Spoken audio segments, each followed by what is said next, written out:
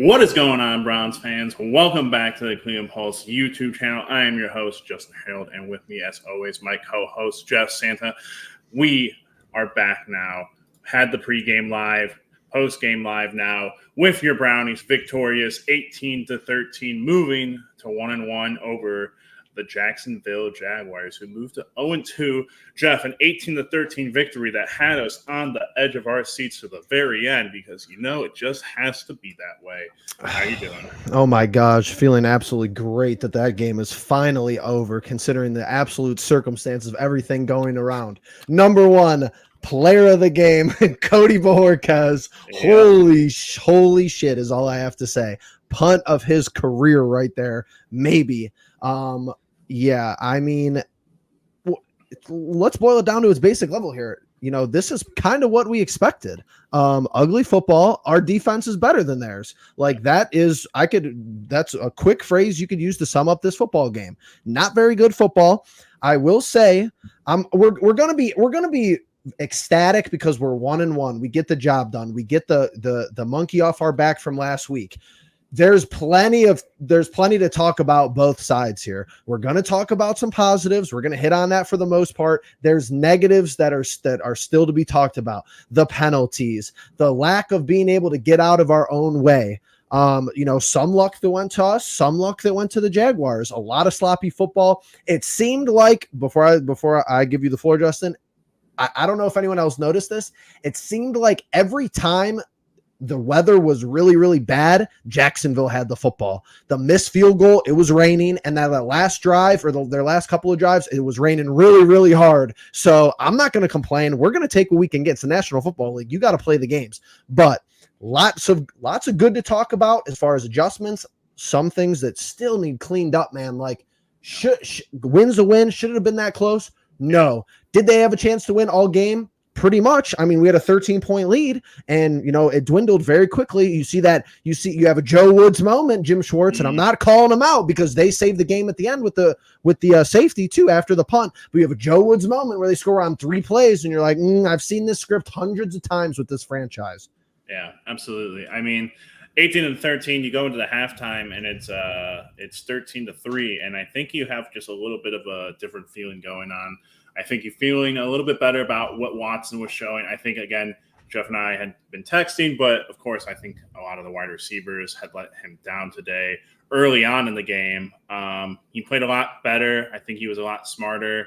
Obviously, just overall, I think the run game, which another interesting little tidbit to get into there, you start Deontay Foreman, and Jerome Ford obviously ends up being your leading rusher, of course.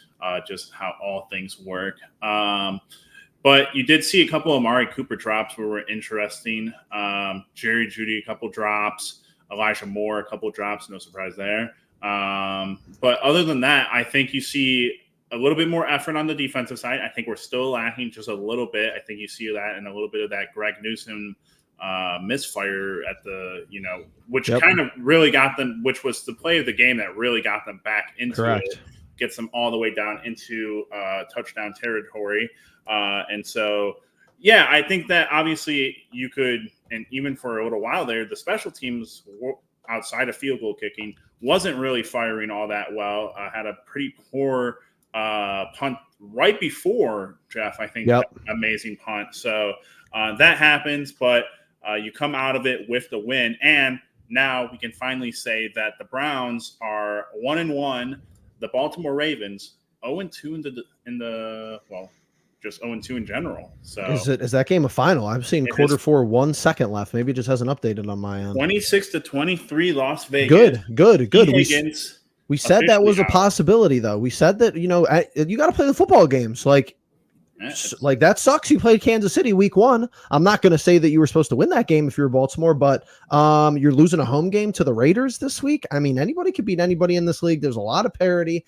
Let me get this out of the way first, because the fourth quarter of this game felt like a whole second game. Felt like the third game of the year was the fourth quarter, because and here's what I want to hit upon. Stefanski, I'm giving Stefanski an A- grade for this week. Play calling, first of all, the first quarter play calling was immaculate. The first half play calling, really, really good. The second half, it got away from him a little bit. There were some drops. There were some offensive penalties, but he's the head coach. I understand. The buck stops with him. Nobody is going to overwrite that statement, but Jim Schwartz is the captain of the defense. He needs to get these penalties cleaned up. I don't know what it is with being offsides, with being, in the neutral zone. Way too many penalties today. 13 penalties for 100 yards, Justin, and we get the stats, it's not a typical stat sheet for the Cleveland Browns. We win the game, but at the end of the day, there was some poor coaching on both sides. I think Doug Peterson is a terrible head coach. I think he's really, really, really, really bad. They win in spite of him and not because of him. And here's my reference point. That's what I'm talking about. The fourth quarter, the safety. Why did they punt it like that?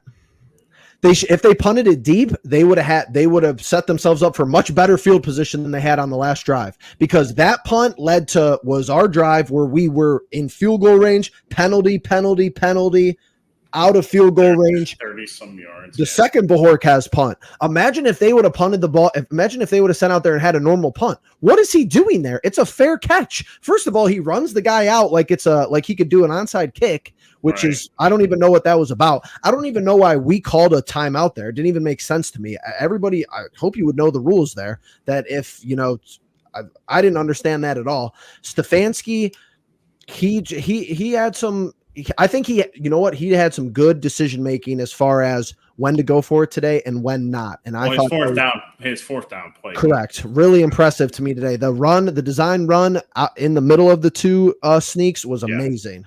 Yeah, 1,000%. Yeah, I mean, and of course, that's the run where Jerome collects all of his yards and everything. But just in general, I felt like the play calling was just very simplified. You started the game out with extra offensive linemen, and then you not complicated it, but you got a little bit more advanced throughout the game. And I think that's exactly how, a quarterback that has been struggling, or a quarterback that has not played football in a very long time, should be kind of brought back into the fold and kind of brought back into a rhythm.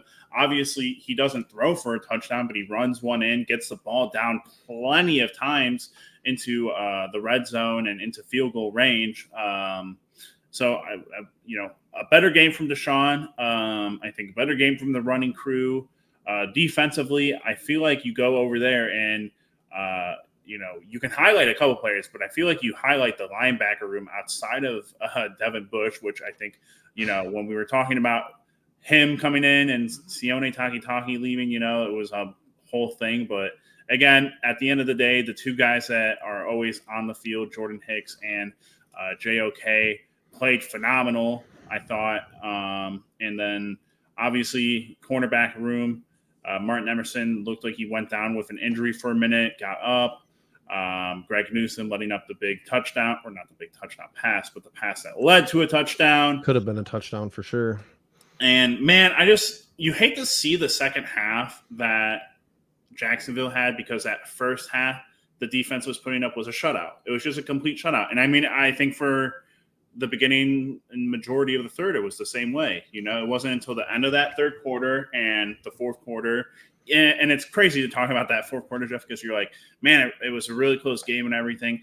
And the score in the fourth quarter, 2-3, So it's one of those things where That's it's like, crazy. Man, it can feel like such a long game. And it really was. I felt like that third quarter for me was a lot longer. And especially, it felt like right when the game could have been taken out of Jacksonville's hands. Yep. It was right at the perfect moment. They get that deep ball with like 3 minutes left in the third. They go in, they score, and but luckily Browns are able to hold it out 18-13. Jeff, I see you got a couple of player stats up there. What do you want to hit on? Yeah, it's just, and very quickly before we do this, the only egregious thing I think that Stefanski did all day that I can remember off the top of my head was the third down rollout on our last offensive possession that led to the incompletion. That had me screaming at the TV because this is road football games, though, in the National Football League. It's not going to be pretty. You have to win the close ones, especially on the road. Because, all right, the Bajorquez punt, that was immaculate. I was still kind of, freaking out in nervous mode when that was happening. But after the safety, it's nearly egregious that they even had a shot at the end zone, that there was a ball thrown into our end zone on the last play of the game. That was like a normal play, not a Hail Mary. But with that all being set aside, like you said, Browns win the football game. Judy, great game today. Still the what I will say out of everything all being considered in our offense, our air attack is extremely overpaid. They're just really not that impressive so far. And that a large part of that has been Amari Cooper. Amari Cooper has been bad for the first 2 games, like probably the worst 2-game stretch of his career in Cleveland, if I had to put money on it. So I get that. And Njoku's out, but everybody has injuries. The 2 tackles are out. I guess with both tackles being out, it's impressive that we're even able to put up numbers at all, if you want to look at it like that. But Deshaun Watson, he didn't even look anything relatively close to what he looked like last week. Still not a is this a top 3 performance in the league as far as a quarterback? Absolutely not.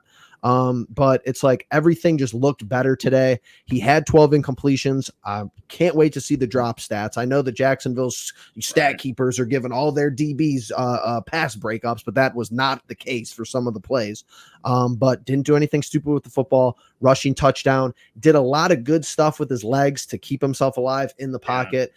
We saw some good continuity there on that one drive with Jerry Jeudy. That was a really pivotal drive in the game. Those were some big catches by him. But like I said, Stefanski, starting Foreman, genius. Like, love that. Like, that's like put Ford in his place. Like, hey, dude, you're still a backup on a lot of teams. Most teams, you're still a backup. Need you to come in and grind. Maybe that lights a fire under his ass. Foreman, the veteran guy, tried to fumble on the 1-yard line. We're not going to talk about that. But just overall, a cohesive offensive performance at least. Yeah, I mean, that fumble is the only thing that you're like, man. That's why you're like, why do you even bother with trying to start someone over Ford, because that's what happens. But luckily, you're able to jump on it, keep retention of it. 14 rushes, and I mean, not getting too many, yak yards or nothing, but not yak yards. Yards after, he had no yards after. Yards after contact. Yak 2.0. I gotcha. But I was like with the receiving and all that. But correct. That being the point, 3 yards average. It's no Nick Chubb. It's no Kareem Hunt. But again, I couldn't believe that I had to text Jeff like, hey, like it takes, and it was literally right before I think the run from 4th down that he had. I was just like, it really takes having another person in front of you to be able to be like a competent, like he looks like he hits holes. He looks like he makes cutbacks and everything. But at the end of the day, I think in general, the run game was, for what you compare it to last week, much, much improved. You like to see especially from Watson, you like to see his run game improve a little bit. Although I will say towards the end of the game, dude just got to run out of bounds.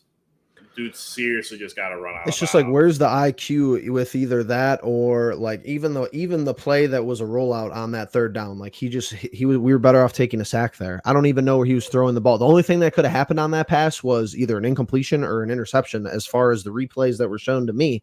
But yeah, I mean, honestly, just got to be, we're not like, the football IQ doesn't radiate a high level to me as far as like if you have a complaint. Yeah, no, I mean, and you look at the stat sheet for the receiving game. I mean, Elijah Moore with the most receptions. That's something that you don't see every day. But Jeudy falling right behind him with 73 yards for most yards of the team. I'm just trying to find, in terms of like defensive stats, they didn't credit Miles with more than 1. I thought he was in there on. They gave Miles 1. They gave Hicks 1. They gave Alex Wright had 1. Quentin Jefferson had 1. Yeah. So, I mean, the interesting thing is like they're not dishing out half sacks nearly as much as they used to, because I feel like there was a couple of times where the pileup was pretty evident, but they need to change. They need to almost change the sack stat. They really almost. They would have to do a lot of evidence based work and stuff like that. But the sack stat is almost broken because if a quarterback falls down and you're the first person to touch him, I understand how they have to record stuff, but it's like take the safety. Like a lot of good football eyes are gonna like credit that sack to Myles Garrett, even though he wasn't the person who got there. Like that was like they should almost go to sack assists or something like that. Well, and that's why you get the quarterback pressure rate, and that's correct. Why I feel like Myles pass rush win rate. He gets the bump in that when you go to the end of the year and you're talking about the awards. He has like that effect on the game. Whereas correct. You're talking about if you're just talking about the numbers, you're talking about TJY. So yeah, all good there. 18-13, Jeff. 297 total yards. You don't eclipse 300 yards total. You get 172 in the passing, 125 in the rushing. There's still some stuff to clean up, obviously. And I think, again, like we talked about, a lot of drops from the receiving core in general, even with Judy having 72 yards. It's a pretty, a decent game for our wide receiving core. But other than that, Amari, got to get him back to, where he's been each season with us so far. But other than that, Elijah Moore, you like to see him being able to at least pull the ball into his chest and keep retention of it.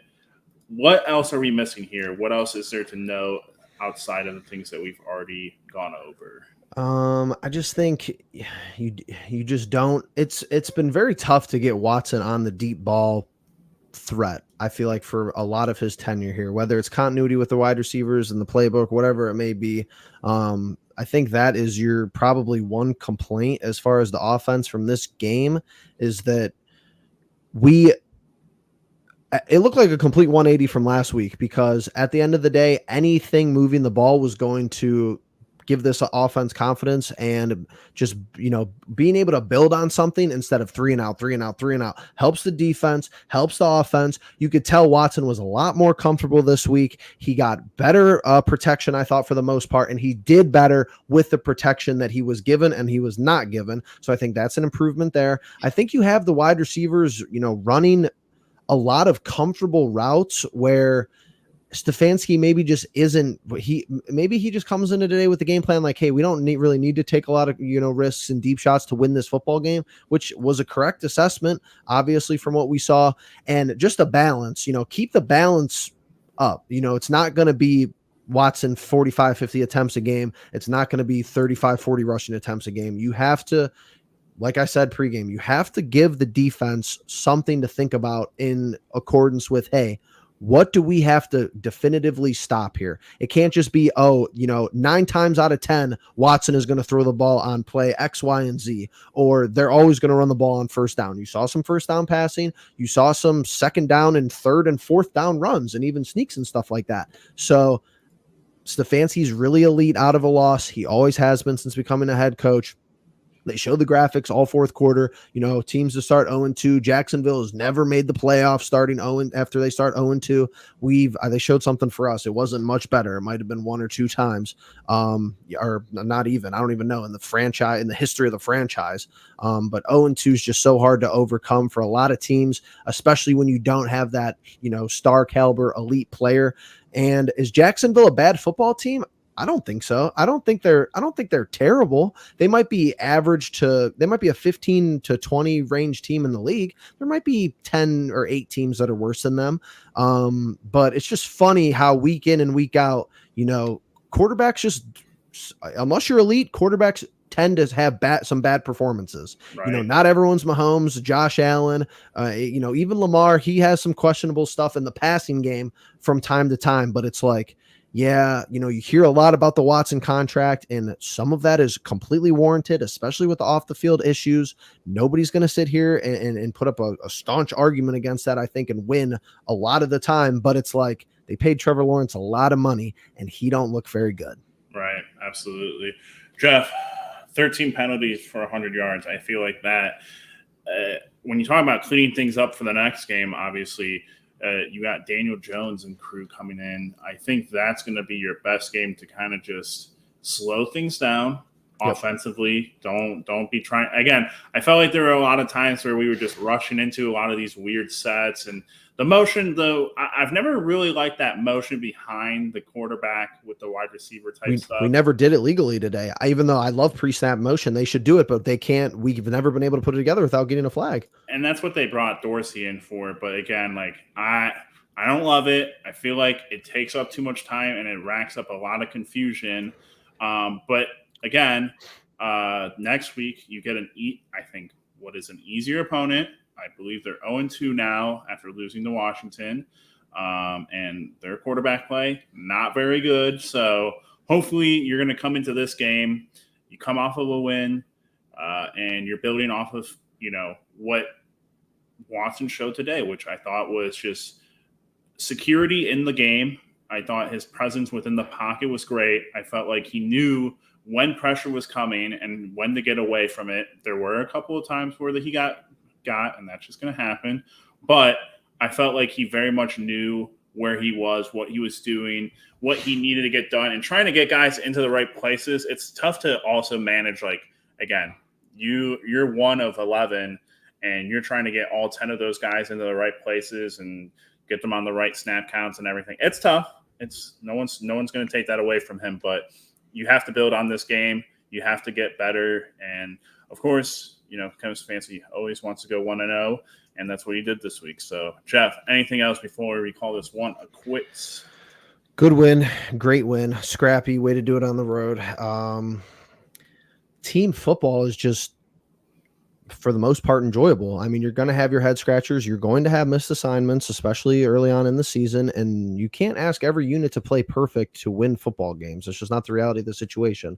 But key takeaways: everybody contributes as far as the different units. Special teams plays a massive role. Defense plays when they need to the most, and just played good in general, per the usual. And the offense, I feel like the theme of a lot of wins this year and a lot of wins that we've seen in the past is that the offense has just done enough.